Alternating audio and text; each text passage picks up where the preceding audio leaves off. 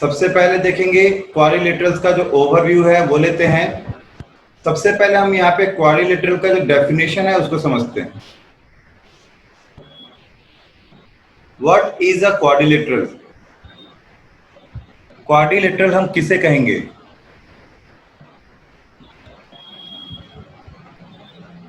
यहाँ पे समझो, अ quadrilateral is a two dimensional figure with 4 sides and 4 angles.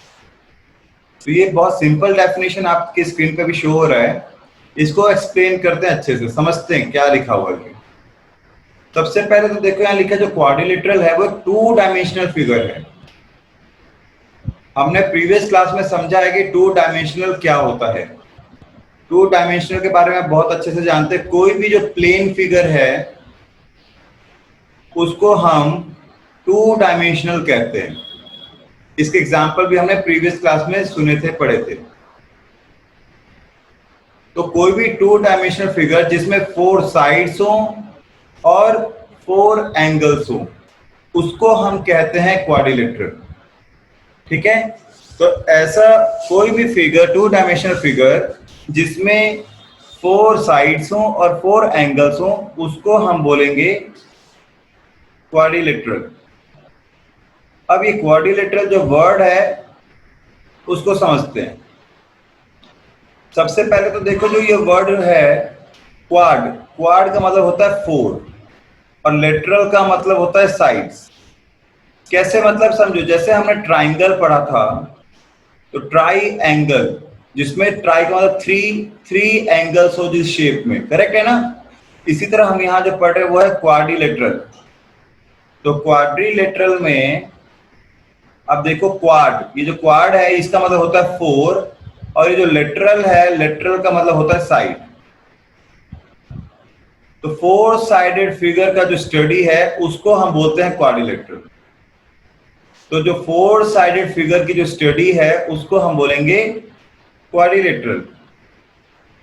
अब इसको ध्यान से समझेंगे, इसका क्या मतलब है।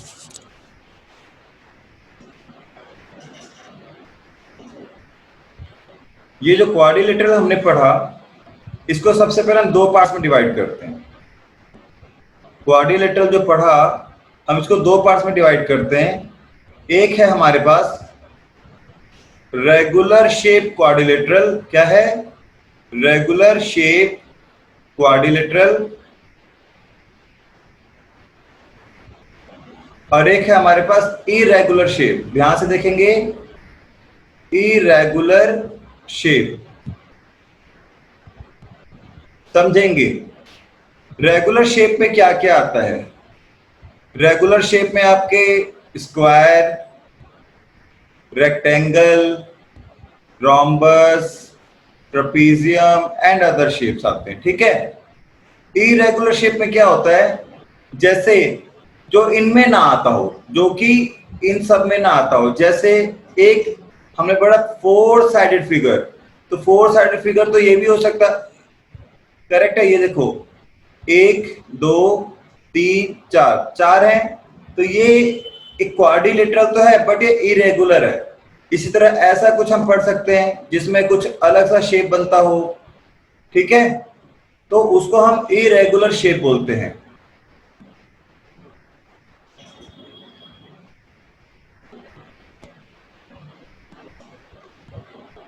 फिर जो हमने पढ़ा यहाँ पे रेगुलर शेप, रेगुलर शेप को भी आगे हम डिवाइड करेंगे 2 पार्ट्स में।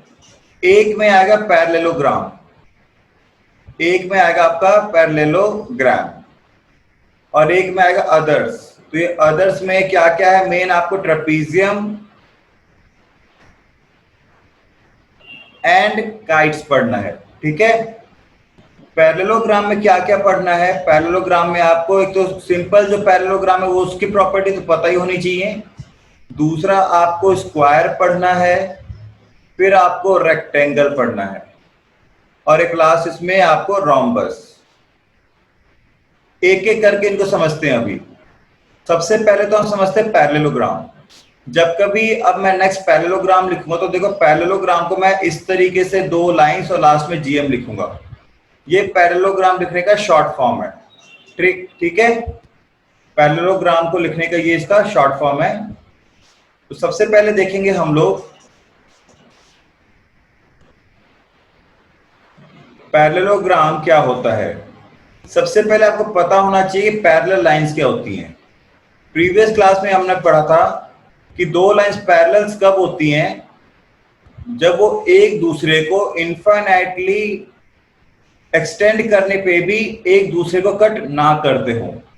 जैसे मान लेते हैं दो लाइन है, ये दोनों लाइंस क्या है, पैरेलल, बिकॉज ये कभी भी एक दूसरे को कट नहीं करेंगे। मान लेते हैं दो पैरेलल लाइंस इन दोनों को इंटरसेक्ट करते हुए ऐसे जाएं। ये एक ट्रांसवर्सल लाइन हो गया, एक ट्रांसवर्सल लाइन इसके पैरेलल ये हो गया। अब इन लाइंस के मैं नेम दे देता हूं।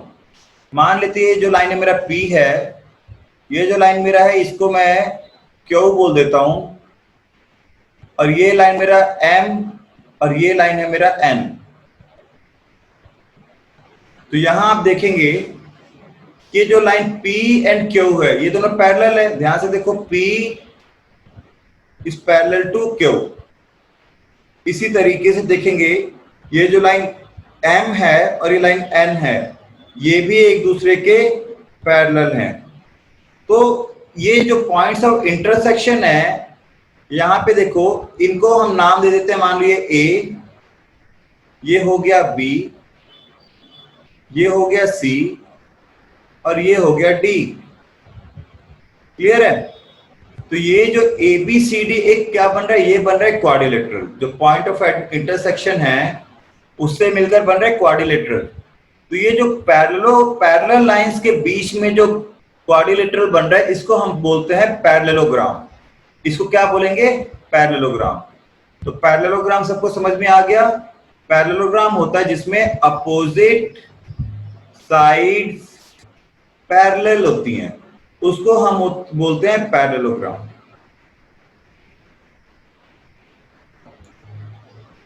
इसके बाद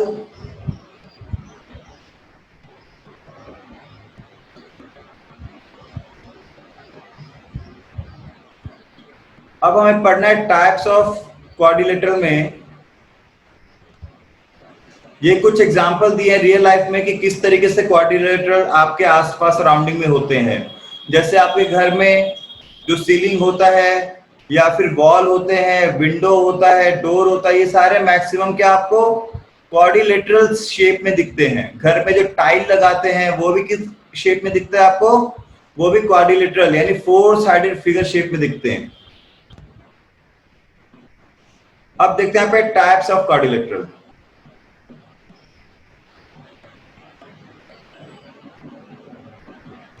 यहां देखो टाइप्स ऑफ क्वाड्रिलेटरल में पैरेललोग्राम हम अभी समझ चुके हैं। पैरेललोग्राम क्या होता है, जिसमें अपोजिट साइड्स, फिर से देखेंगे, जिसमें अपोजिट साइड्स जो हैं वो पैरेलल होनी चाहिए, उसको हम बोलेंगे पैरेललोग्राम। अब यहां देखो ये जो स्क्वायर है, रेक्टेंगल है, रोम्बस है, ट्रेपीजियम है, अब ये हमें पढ़ना है। इनमें जो ये स्क्वायर है, रेक्टेंगल है और रोम्बस है, ये तीनों ही क्या है, ये तीनों के तीनों पार्ट है पैरेललोग्राम के। ठीक है, तो यहां पे एक एक करके इनके प्रॉपर्टी को समझते हैं। सबसे पहले पढ़ते हैं स्क्वायर के बारे में।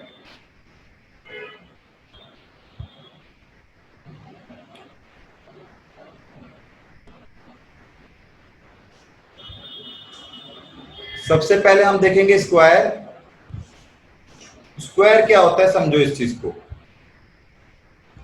A square is a quadrilateral with 4 equal sides and 4 right angles.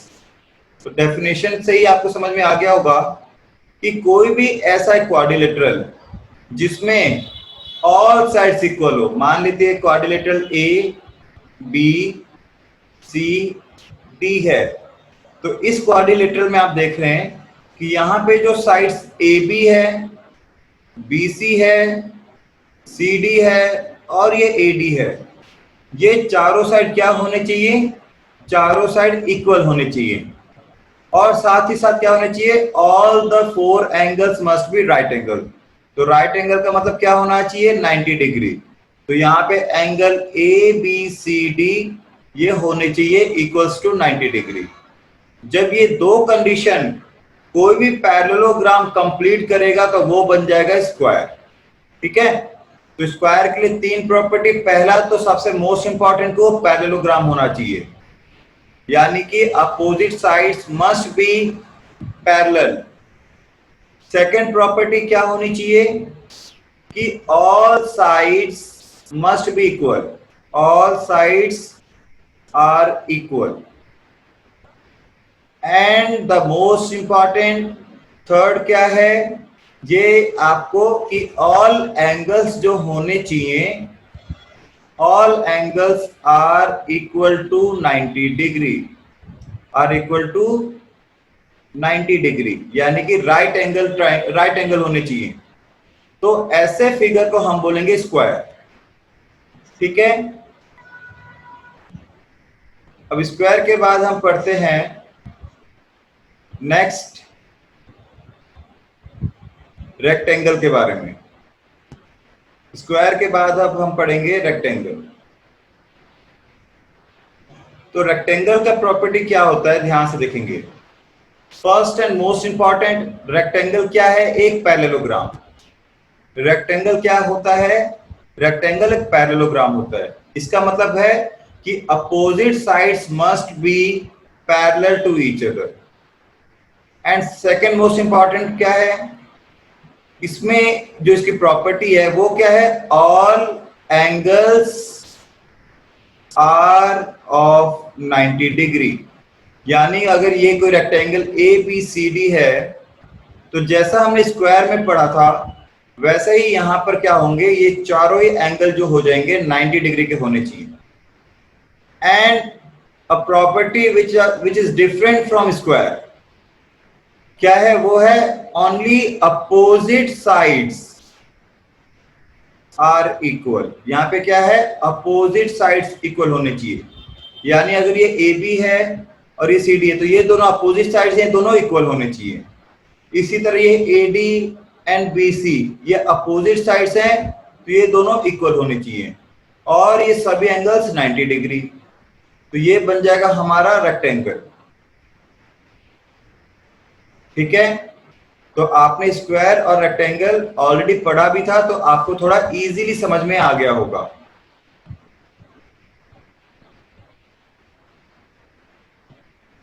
Now next,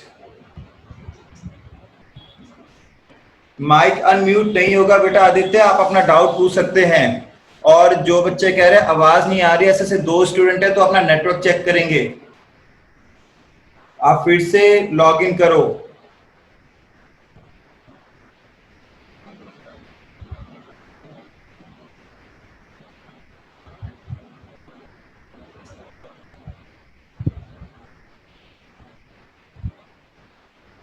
इसके बाद नेक्स्ट फिगर है रोम्बस। क्या है, रोम्बस।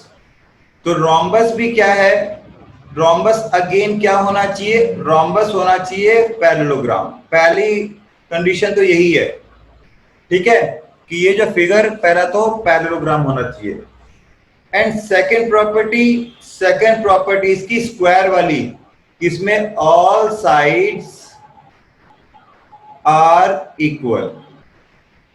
ठीक है, बट यहां स्क्वायर से डिफरेंट प्रॉपर्टी है कि जो यहां एंगल्स हैं वो इक्वल्स टू 90 नहीं होने चाहिए। स्क्वायर में क्या था, ऑल एंगल्स क्या है, इक्वल्स टू 90 होने चाहिए। तो स्क्वायर और रोम्बस में बस यही एक डिफरेंस है कि स्क्वायर में all angles are equals to 90, but rhombus में ऐसा नहीं होता है। तो यहां देखो ये साइड जो है चारों आपस में इक्वल होंगे। मान लीजिए ए बी सी डी ये क्वाड्रिलेटरल है, तो यहाँ पे देखा आपने ए बी सी डी में जो sides A B and C D ये क्या है, आपस में पैरेलल और इक्वल। सेम यहाँ पे ए डी और बी सी क्या है, आपस में पैरेलल एंड इक्वल। तो यहाँ पे देखो ये चारों ही साइड्स आपस में क्या हो गए, इक्वल। तो ऐसा फिगर बनेगा रोम्बस।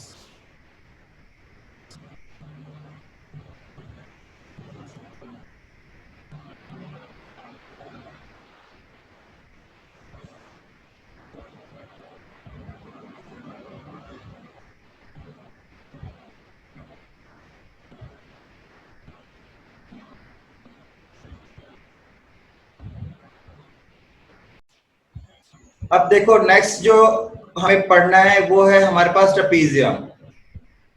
ठीक है, नेक्स्ट फिगर है ट्रेपीजियम या ट्रेपीजॉइड, आप इसको कुछ भी कह सकते हैं, आइदर यू कैन से ट्रेपीजॉइड और ट्रेपीजियम, दोनों सही हैं। ट्रेपीजॉइड क्या होता है पहले समझेंगे। ट्रेपीजॉइड जो है ध्यान से सुनेंगे, ये एक पैरेललोग्राम नहीं होता है। ध्यान से, मोस्ट इंपॉर्टेंट थिंग, ट्रेपीजॉइड या ट्रेपीजियम में पैरेललोग्राम नहीं होता है। आपने पढ़ा स्क्वायर, ये पैरेललोग्राम होना चाहिए, रेक्टेंगल पैरेललोग्राम होना चाहिए, रोम्बस पैरेललोग्राम होना चाहिए, बट यहाँ पे ट्रेपीजॉइड है, ये पैरेललोग्राम नहीं होना चाहिए, पहला कंडीशन। फिर क्या होना चाहिए, देखो इसको, ट्रेपीजॉइड क्या होता है, इसकी प्रॉपर्टी क्या है, इसमें only one opposite pairs of side are parallel. ठीक है, जैसे आप देख रहे हैं यहाँ पे लाइन एल एम, इसको अगर मैं इंक्रीज कर दूं तो ये आ गया P and this one is Q। ठीक है, ये एक लाइन Q आ गया। तो इसमें देखो ये जो L और M है, लाइन L M N ये होंगे आपके parallel, line L is parallel to line M, but यहाँ पे P एंड Q जो है ये पैरेलल नहीं होंगे। तो ट्रेपीजॉइड का जो डेफिनेशन है वो यही है कि सिर्फ one pair of sides must be parallel, second नहीं। ठीक है, इसलिए ट्रेपीजियम जो है पैरेललोग्राम से थोड़ा डिफरेंट होता है। ठीक है, अभी इसको डिटेल्स में हम नेक्स्ट लेक्चर में पढ़ेंगे। आज सिर्फ इंट्रोडक्शन है आपके ज्योमेट्री पार्ट का, यहाँ पे कोऑर्डिनेटर पार्ट का आज सिर्फ इंट्रोडक्शन पार्ट है। तो हम इसके जो बेसिक, ध्यान से सुनेंगे, हम इसके क्या पढ़ रहे हैं, हम इनके सिर्फ बेसिक प्रॉपर्टी पढ़ रहे हैं। नेक्स्ट लेक्चर में हम इसके एडवांस प्रॉपर्टीज पढ़ेंगे।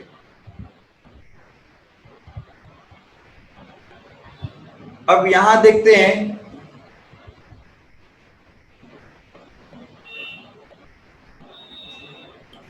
हमने रेक्टेंगल और स्क्वायर पढ़ा। अब यहां बहुत बेसिक से क्वेश्चन आपके सामने है, क्या ये जो रेक्टेंगल है, ध्यान से देखेंगे, is a square is a rectangle, क्या हम किसी स्क्वायर को रेक्टेंगल कह सकते हैं, यस और नो? कमेंट बॉक्स में आंसर बताएंगे सारे बच्चे।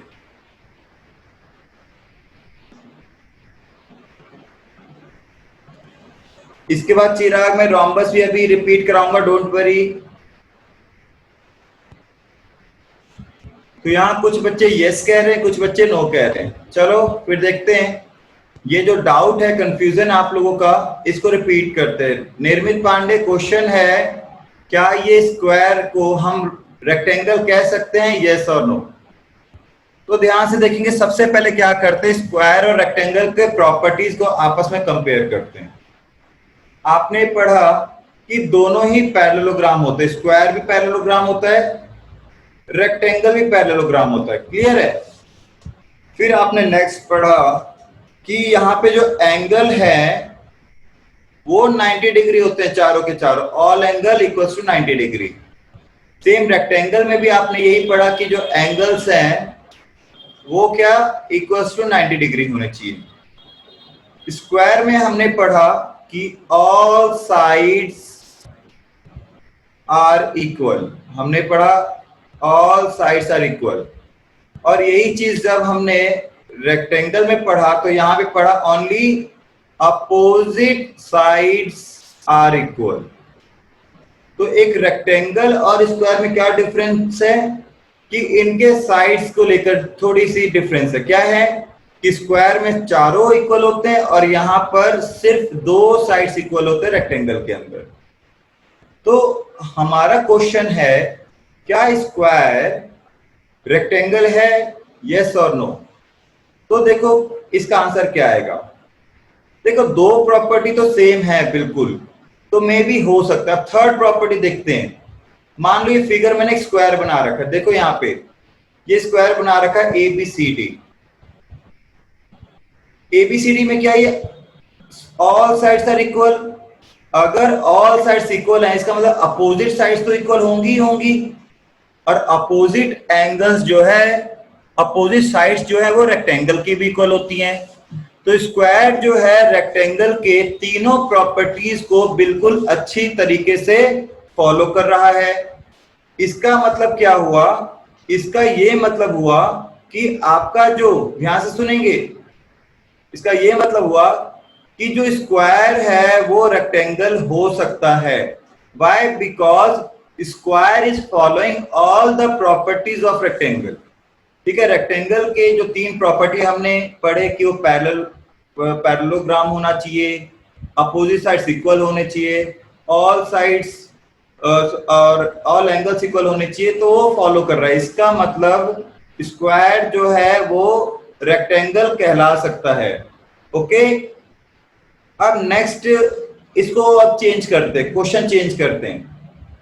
क्वेश्चन को कैसे चेंज करेंगे, ध्यान से देखो। पहले था स्क्वायर को रेक्टेंगल कह सकते हैं, यस और नो। अब हम इसको चेंज करते हैं, is a rectangle a square? क्या ये रेक्टेंगल स्क्वायर हो सकता है, यस और नो? तो अगेन वही इनके प्रॉपर्टीज कंपेयर करो। तो देखो, पहला तो रेक्टेंगल पैरेललोग्राम होता है, स्क्वायर भी पैरेललोग्राम होता है। इसमें सारे एंगल्स 90 डिग्री होते हैं, यहां भी सारे एंगल्स 90 डिग्री होते हैं। यहां क्या है, यहां सिर्फ और सिर्फ अपोजिट साइड इक्वल होता है, और यहां पे स्क्वायर में ऑल साइड इक्वल होता है। ठीक है, तो यहां जो डिफरेंस है, अब मैं बोलूं रेक्टेंगल का स्क्वायर हो सकता है, यस और नो, तो इसका आंसर आएगा नो। बिकॉज अगर रेक्टेंगल है तो सिर्फ और सिर्फ उसके अपोजिट साइड्स इक्वल होंगी, तो सिर्फ अपोजिट साइड इक्वल होंगी। बट हमें स्क्वायर के लिए क्या चाहिए, ऑल साइड इक्वल, जो कि रेक्टेंगल इस कंडीशन को फुलफिल नहीं कर पाता है। इसका मतलब रेक्टेंगल जो है स्क्वायर नहीं है।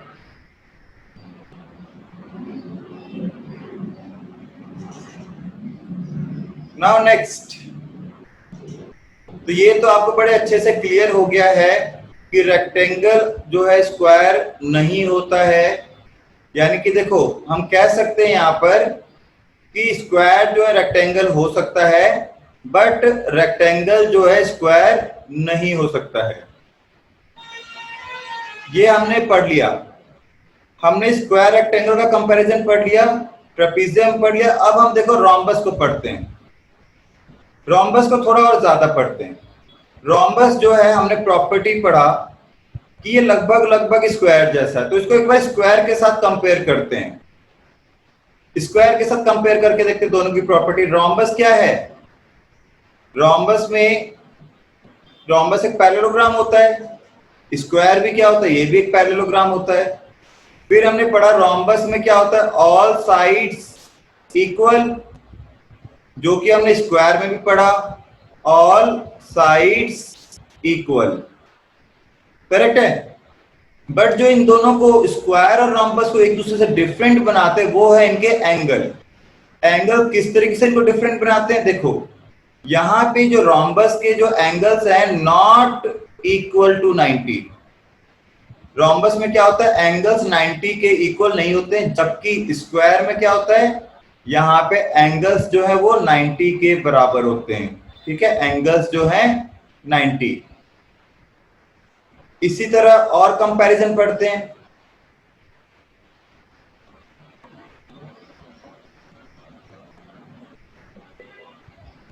चलो, अब आप लोग कमेंट बॉक्स में कुछ आंसर बताएंगे। कुछ क्वेश्चन आपके स्क्रीन पे शो हो रहे हैं। ये जो आपको एक फिगर शो हो रहा है, जो कि एक स्क्वायर है, is it a parallelogram, yes और नो? क्या एक स्क्वायर पैरेललोग्राम होता है, यस और नो? कमेंट बॉक्स में आंसर बताएंगे।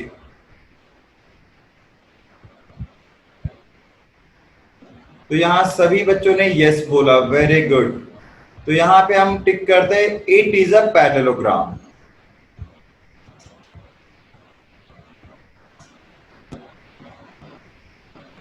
इसके बाद नेक्स्ट क्वेश्चन की तरफ बढ़ते हैं हम लोग।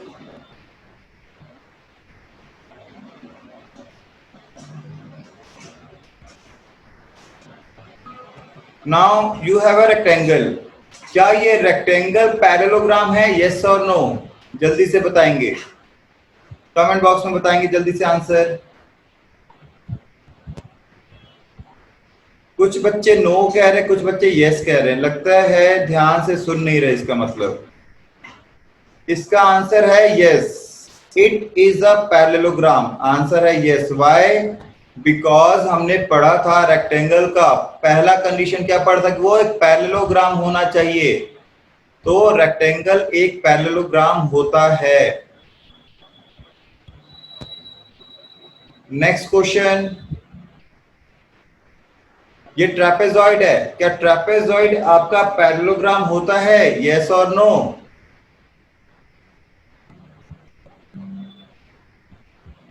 क्या ट्रेपेजॉइड या ट्रेपीजियम, इसका अगला नाम क्या बताया था मैंने? ट्रेपीजियम। क्या ये पैरेललोग्राम है? यस और नो? तो यहां पे कमेंट बॉक्स में सभी बच्चे कह रहे हैं no. Very good. Why no? Because हमने पढ़ा था ट्रेपीजियम में only one pair of sides are parallel, जबकि पैरेललोग्राम में क्या होता है?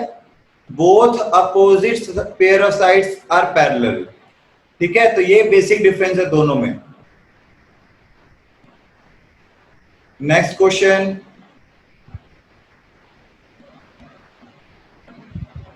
ये एक रोम्बस है, तो is a rhombus is a parallelogram? Yes और नो?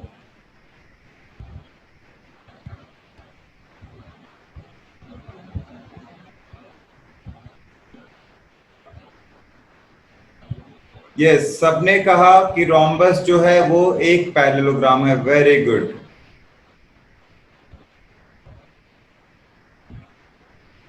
अब एक छोटा सा फ्लो चार्ट देखते हैं। एक छोटा सा फ्लो चार्ट देखते हैं बेटा, क्या है यहाँ पे? देखो, हमने क्वाड्रिलेटरल को सबसे पहले दो पार्ट्स में डिवाइड किए। इसको अच्छे से अंडरस्टैंड करेंगे। पहला पार्ट में पैरेललोग्राम और दूसरा पार्ट है ट्रेपीजियम। पैरेललोग्राम में क्या था? Both opposite pair of sides are parallel. Both opposite sides are parallel, जबकि यहां क्या था? ट्रेपीजियम में only one pair of sides, one pair of sides are parallel. ठीक है। फिर पैरेललोग्राम में हमने पढ़ा रेक्टेंगल एंड रोम्बस। रेक्टेंगल में क्या होता है? Opposite sides are equal and each angle are of 90 degree. ठीक है। फिर हमने पढ़ा रोम्बस। रोम्बस में क्या है? All sides are equal but the angles are not equal to 90 degree. अब क्या करें? रेक्टेंगल की एक प्रॉपर्टी हमने उठा ली 90 डिग्री वाली, और यहाँ पे रोम्बस का एक हमने उठा लिया ऑल साइड्स इक्वल वाला। तो ये दोनों मिलाकर हमारे बनाते हैं स्क्वायर। तो क्या हुआ स्क्वायर में? पहला तो all four sides are equal and all four angles are of equal of 90 degree. ठीक है, तो ये बहुत सिंपल है, आपको समझ में आ गया होगा। नेक्स्ट लेवल पे बढ़ते हैं।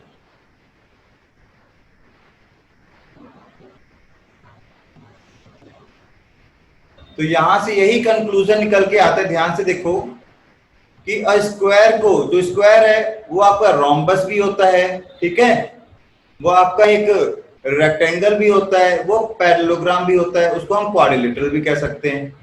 तो जो स्क्वायर है वो रोम्बस के प्रॉपर्टी को फॉलो करता ही है, तो रोम्बस भी कह सकते हैं। रेक्टेंगल हमने अच्छे से एक्सप्लेन किया था कि रेक्टेंगल के भी प्रॉपर्टी को फॉलो करता है, यानी हम स्क्वायर को रेक्टेंगल भी कह सकते हैं, और पैरेललोग्राम तो होता ही है। फिर हमने इसी तरह पढ़ा रेक्टेंगल के बारे में कि रेक्टेंगल जो है वो पैरेललोग्राम और क्वाड्रिलेटरल कह सकते हैं। रोम्बस को आप पैरेललोग्राम कह सकते हैं, क्वाड्रिलेटरल कह सकते हैं। ठीक है, और ट्रेपीजॉइड जो है आपका वो क्वाड्रिलेटरल तो होता ही है।